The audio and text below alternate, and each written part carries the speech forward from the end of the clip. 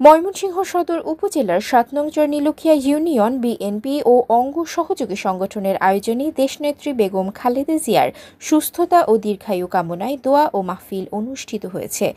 সোমবার ২৩ জুন বিকেলে ময়মনসিংহ সদর উপজেলার চরনীলুখিয়া ইউনিয়নের রাজগঞ্জ সাহেব কাচারি বাজারে ৫ নং ওয়ার্ড বিএনপির সাবেক সভাপতি মোহাম্মদ আব্দুর রাজ্জাক মাস্টারের সভাপতিত্বে ও সাবেক যুগ্ম সাধারণ সম্পাদক মোহাম্মদ খায়রুল আলম বাবুলের সঞ্চালনায় প্রধান অতিথি হিসেবে উপস্থিত থেকে বক্তব্য রাখেন বিএনপির জাতীয় নির্বাহী কমিটির ময়মনসিংহ বিভাগের সহ সাংগঠনিক সম্পাদক ও ময়মনসিংহ মহানগর বিএনপির জ্যেষ্ঠ যুগ্ম আহ্বায়ক আবু ওয়াহাব আকন্দ। দুঃখ প্রকাশ করছি যে এখানে কোনো কমিটি নাই, কিন্তু বিগত দিনের আন্দোলন সংগ্রামে এখান থেকে যেভাবে আমাদেরকে শহরে এবং ঢাকা রাজধানীতেও রাজপথে যেভাবে উপস্থিত থেকে সহযোগিতা করেছে, আমি মনে করি এই এলাকা বিএনপির ঘাঁটি, খালেদা জিয়ার ঘাঁটি, তারেক রহমান।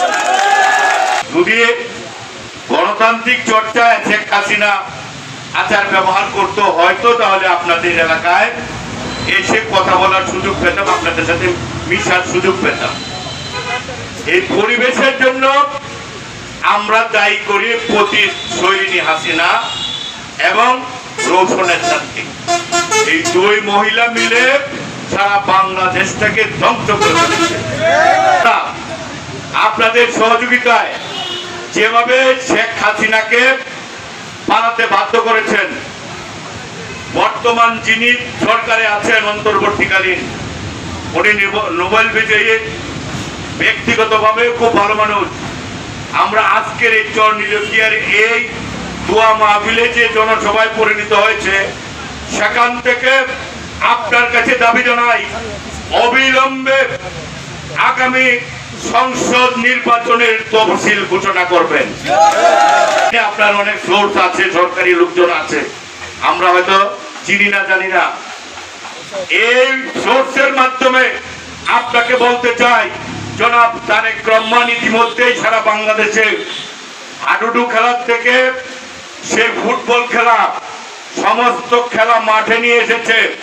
17 বছর যেটা হয় নাই, আপনাকে ধরে নিতে হবে যে তারেক রহমান সাহেব যে যুব সমাজকে, ছাত্র সমাজকে, সচেতন মহলকে যে মাঠে নিয়ে এসেছে, এটার একটি সুন্দর কারণ আছে।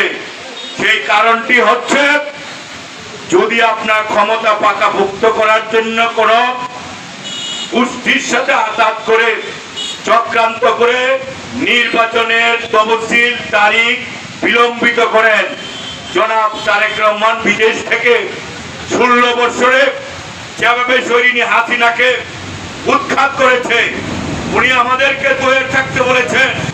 গণমানুষের ভোটের অধিকারের জন্য যুদ্ধে শান্তিপূর্ণভাবে আবারও যুদ্ধ করতে হয়, সেই চরনীলুখিয়া থেকেই শুরু হবে।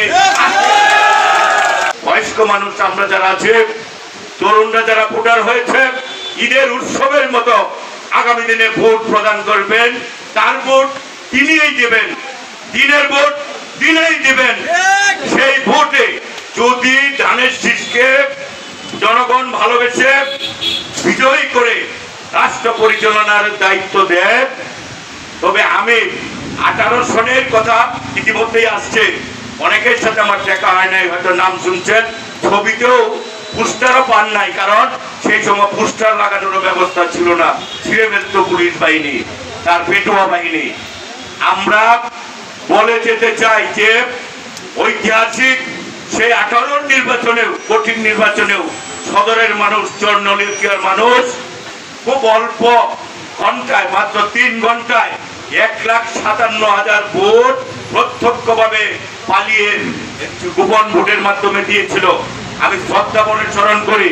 সেই হিসাবে আমাদের কাছে সংবাদ এসেছে যে 18 সনে আমরা যারা নির্বাচনে অংশগ্রহণ করেছিলাম, যারা ভালো করেছিলেন, যারা রাস্তায় থেকে এখন পর্যন্ত আন্দোলন সংগ্রাম করেছেন, আমরা ধরে নিতে পারি আগামী আসন্ন নির্বাচনে সেই তখনকার পছন্দের প্রার্থী জনাব তারেক রহমান, বেগম খালেদা জিয়ার প্রার্থী, তারাই আগামী সংসদ নির্বাচনে